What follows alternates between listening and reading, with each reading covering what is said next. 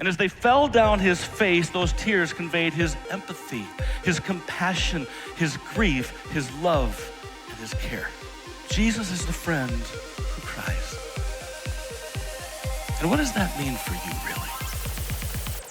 Well, he had traveled quite a distance to visit his sick friend. The journey, it had not been easy, and at times the train was downright challenging. And even so, he had finally arrived. He had taken time out of his life to make a difference in the life of his friend. But did his efforts even matter? I mean, while the crowd present that day didn't outwardly voice that question, he certainly felt the weight of their internal accusations. Those judgmental thoughts were written all over their faces. And given this, there was little question that the moment he arrived to visit his close friend was the very same moment others questioned if he was a friend. A true friend would have come much sooner, after all.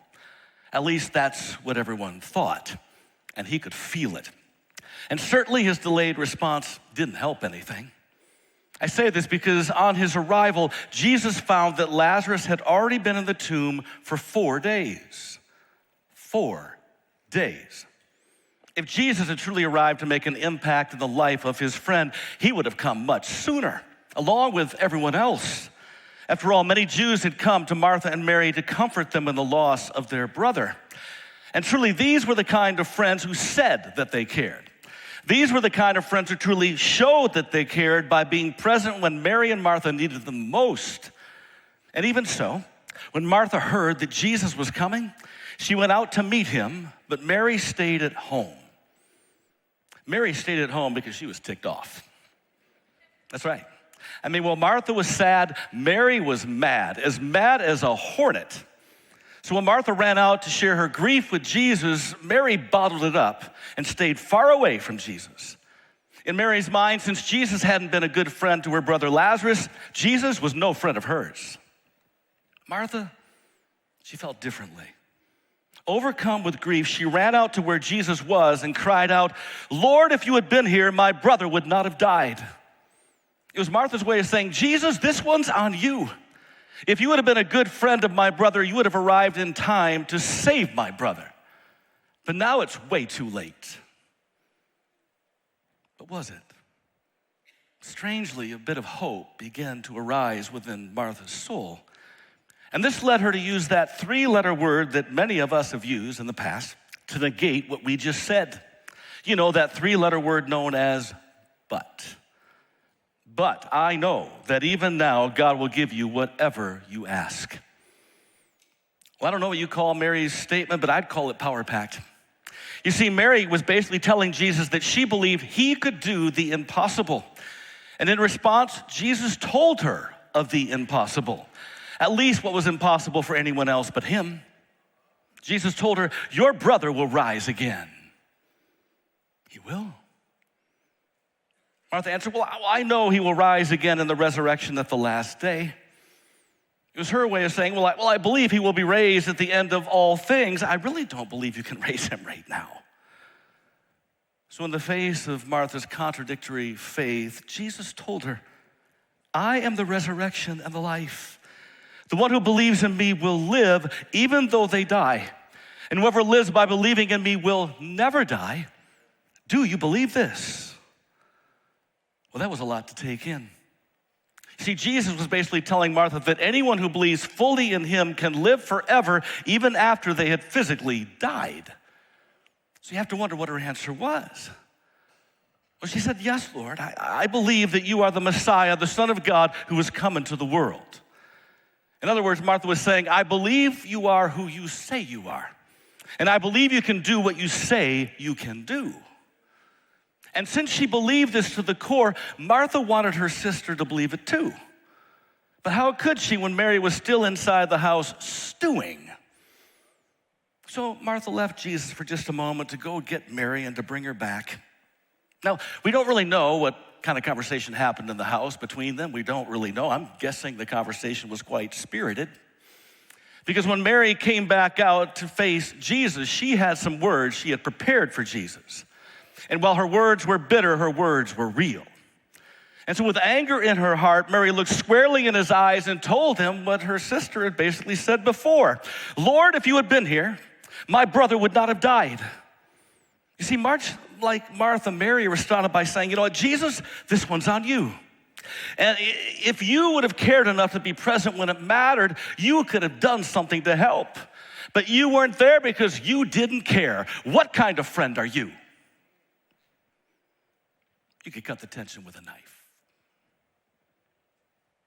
And suddenly everything just stood still. And when Jesus saw her weeping, and the Jews who had come along with her also weeping, he was deeply moved in spirit and troubled. This verse reminds us that Jesus not only sees your pain, he feels your pain. It's the kind of friend that he is. And while he may not respond to your pain in your time, because he is kind, he will respond. And when he does, the difference will be noticeable. And this is why Jesus asked, well, where have you laid him? And then just as they turned to show Jesus where his friend Lazarus had been buried, Scripture merely tells us Jesus wept. Jesus wept. Here we find Jesus, the Son of God, openly weeping without embarrassment, without apology. And while this is the shortest verse in the entire Bible, it clearly tells us that Jesus is the friend who cries. He's a friend who cries. Why do people cry? I mean, what brings a person to tears anyway? Well, science has told us over the past decade or more that there are three kinds of tears. I don't know if you knew that. There are basal tears, and these are the types of tears we cry every single day, even though we're completely unaware that we're crying them. You see, every time you blink, basal tears cover the surface of your eyes. And these tears improve your vision. They hydrate your eyes. They sharpen your focus. They also protect your eyes from debris. And they transport oxygen and nutrients to the surface of your eyes. And basal tears are comprised of water, but also mucus, which spreads tears over the surface of your eyeballs. And those tears also contain oils which lubricate and prevent your tears from evaporating. And they include antibodies and special proteins that resist infection. So it'd be fair to say that you and I, we cry every single day. No one is immune. And even so, basal tears are as hidden from others as they are from ourselves. It's the tears that run down our faces that most people think of when they think of someone crying. And that could lead to the second kind of tears, irritant tears. These are the kind of tears that immediately gush from the glands under your eyebrows whenever you peel an onion. Or you get debris kind of stuck in there. I'm sorry to say, these are the kind of tears you kind of cry when you're sick and you throw up. These tears wash out your eyes and flush out irritants in order to protect you. And while all of us have experienced these kinds of tears before, they're not usually the kind of tears we think about when we think of someone crying. No, the kind of tears we're thinking about would be emotional tears. And when it comes to emotional tears, there are so many people who struggle. We struggle because how these tears make us appear before others. One person said it this way: if you look at it from an outsider's point of view, crying is pretty weird. We get upset and salt water comes pouring out of our faces, turning us into unwilling snot fountains as collateral damage. I can relate. I have told people throughout the years, I wouldn't mind crying at all as long as my nose doesn't start running. Because when it does, it's a mess. The same author writes this: it's significant, though, that crying happens on your face where everyone can see it. The fact that you don't cry out of your armpits suggests that human tears are a social signal. A signal of what? I ask because many people view crying as a signal of weakness. I think internally a lot of people feel that way, which is why they try to keep their crying private, far away from the view of others. And yet in doing so, we forget that tears show others we are vulnerable. And vulnerability is critical in human connection. And when studied at a scientific level, it's been discovered that emotional tears are chemically different than the ones we cry when we peel onions. One expert says, in addition to the enzymes, lipids, metabolites, and electrolytes that make up any tears, emotional tears contain more protein. This higher protein content makes emotional tears more viscous. So they stick to the skin more strongly and run down our faces more slowly, making them more likely to be seen by others. And this kind of tears, our emotional tears, they arise from the strong emotions we feel deep down inside. They display our empathy, our compassion, our grief, and our love. Emotional tears help people to empathize with others in general, or at least help others to know that their emotions are real. And as it pertains to you, emotional tears make you more vulnerable, but they also make you feel better. They serve a therapeutic role in your life, also known as a good cry. Let me ask, when it comes to the pain experienced by a friend or a family member, have you had a good cry lately? Have you? I know Jesus has, because Jesus is the friend who cries. So now that we know why people cry in general, like, why did Jesus cry? I mean, think about it. He knew he was going to raise Lazarus from the dead. He had just told Mary and Martha he was going to do so. In fact, Jesus knew he was going to raise him in just a few moments of time. So why did Jesus cry?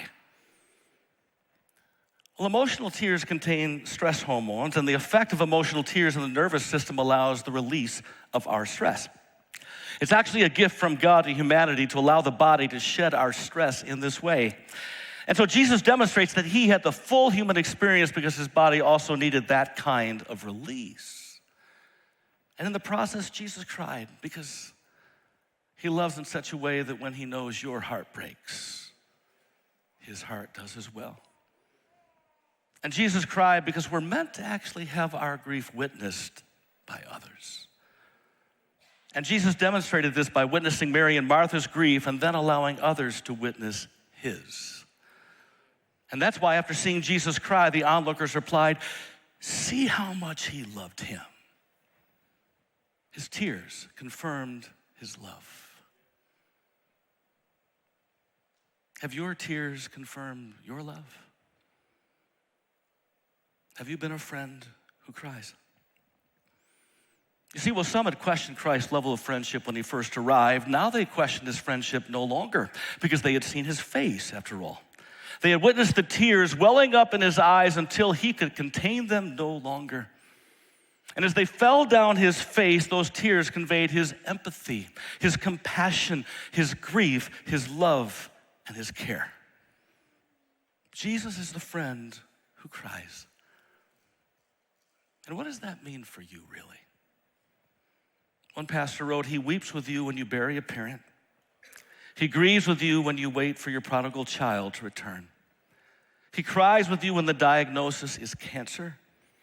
And during those long sleepless nights when you have no more tears left to cry, he sheds even more tears on your behalf." Jesus is the friend who cries. And when you think about it, there's something incredibly helpful and healing and comforting and transformational whenever a true friend cries with you. Because it's a powerful reminder that you are not alone. You're loved. And yet, as wonderful as it is to know that Jesus is the friend who cries, I think there's something else we should also consider.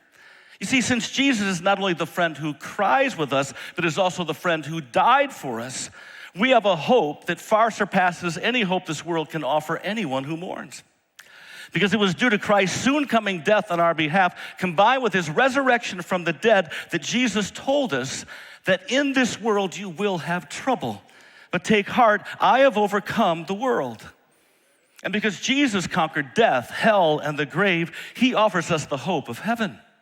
Jesus offers us a future day when God will wipe every tear from our eyes. And on that day, there will be no more death or mourning or crying or pain, for the old order of things has passed away. Yes, Jesus promised an eternal future where he has made all things new. So when Jesus stood before Lazarus' grave, and Jesus gave those onlookers just a taste of heaven, he did, when with a loud voice he exclaimed, "Lazarus, come out." The dead man came out, his hands and feet wrapped with strips of linen and a cloth around his face. I don't know if you thought about this or not, but this miracle is significant. It reminds us that Jesus not only raised Lazarus from the dead, But because Jesus faced death on our behalf and then rose again, one day we will be raised as well. For in Jesus Christ there is life everlasting. But in the meantime, listen to this. Jesus does not want your tears to be wasted. He does not want your tears to be wasted. Since he is the friend who cries, he calls us to befriend those he has placed in our lives so we can cry with them as well. The Apostle Paul wrote it this way. He said, "Praise be to the God and Father of our Lord Jesus Christ, the Father of compassion and the God of all comfort, who comforts us in all our troubles so that we can comfort those in any trouble with the comfort we ourselves receive from God." Yes, Jesus is the friend who cries with us so that we can be a friend who cries with others. The Bible tells us to weep with those who weep and mourn with those who mourn. So with tears then running down our faces, may we offer others our empathy, our compassion, our grief, and our love. Friends, there's a lot of hurting people out there. And some of those hurting people are right in here with us right now. Some are watching online. So let's take the time to just watch one of their stories. Take a look. I lost my wife, Linda, July 10th of 2022, and after a 22 months battle with pancreatic cancer. When we got the diagnosis, her answer to the diagnosis was, "I believe God's timing is perfect, and I will obey what he has for me, whether it's 3 months or 30 years. I choose and want to live out my faith to show people what it's like to take this journey with faith," which is exactly what she did. I never left the house essentially the last 9 months. And then that night of July 10th, when she passed in the hospice bed next to me with holding her hand, and all of a sudden, I was free. I was free of 24/7 caregiving. But I realized I was alone. And the hardest part of losing somebody, particularly a spouse, is that you're alone. I could go out afterwards. I could fill my day. I could play golf. I could go to dinner. I could go to something. But every night when you came home for the last time and shut the door, you knew you were alone. So the hardest thing was loneliness. I realized that I had been trying to get the peace that Linda had through people and events. And that was an eye-opener to me. And I came out of there solid, knowing that God was there, seeing God in every event and everyday life, in minor things. I heard the expression that grief is dreaming backwards. And so, to me, Grief Share presents the opportunity for those people who have the determination or the desire to sign up. That path is spiritual. That path is common sense. That path is sharing with each other in a group, because what my experience has been, the more you tell your story, the more comfortable you become. My goal would be that people who would say, "It's me against the world," because I now have to attack it that way, that would change to, "It's me and the one who's overcome the world."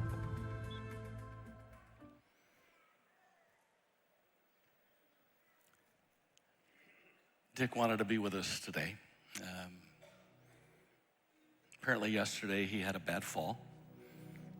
He's homesick with bronchitis. An opportunity for someone here to be a friend to him. But if you're hurting right now, you've been going through a season of loss, if you're confused, the pain is real, maybe it's a physical thing, we have a Grief Share. From May 21 to August 13, I encourage you to sign up. Go back to the Welcome Center there and sign up. There are people who will be there to love you and walk with you. But for all of us, may we be friends who cry. And may we never forget that just after Jesus cried with others over the death of Lazarus, Jesus gave them this promise before he raised Lazarus. He told them, "Did I not tell you that if you believe, you will see the glory of God?" So then may we not only weep with others because we care for them, empathize with them, or share deep grief with them. May we also weep with our friends, our family members, and those we've just recently met, so that through the tears of love we share with them, they too will see the glory of God. And when they do, they will turn to Jesus, and in turn, Jesus will raise them up. So let me ask you, are you experiencing pain that needs to be shared with others? Have you been like Mary and you just gone inside, you're bottled it all up, you don't know where to go? Our grief was meant to be shared with others. And for others, is it a time for you to cry over the pain experienced by others? Do you know someone at work? Maybe it's time for you to walk across the lawn to your neighbor. Maybe it's time to extend that family member your heart, your care, your love. Jesus is the friend who cries so that we can be a friend who cries with others. And so the altar is open. I'm going to ask, would everyone just stand with me right now? And you know, to get to a place that you've never quite been, you need to do something different than you've previously done. I think there's a lot of people who come to church and we have times where the altar is open and they think, well, that's great, but I don't need to do that. I'm going to encourage you to come down front. For those who have people in your life who are hurting, people in your life who are confused, who are sick, I encourage you to come down front and just pray, and pray for them, but also pray that God would break your heart for them, that God would soften your heart, that you become more than just a friend who visits occasionally, that you would become a friend who cries. And if you're here today and you are just in a turmoil in your life, I invite you to come forward as well. Our grief was meant to be shared with others. Our prayer partners are here. They'll just go around praying over others as we gather. But I'm going to kneel down front. I'm going to pray. I invite you to come forward and pray. And let's have our hearts break for the pain of others. Let's be a friend of Christ.